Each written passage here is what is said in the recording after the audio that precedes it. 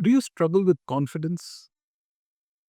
Maybe before a meeting, a presentation, or just speaking up?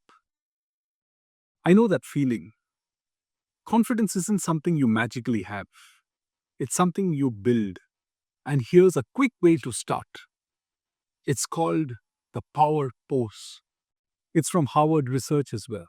For 2 minutes, stand tall, shoulders back, arm on your hips, or stretched wide. Your body posture signals your brain to feel stronger and calmer. Next time you feel nervous, go to a corner. Do a power pose for 2 minutes. Watch how your energy shifts. Try it today and see the difference.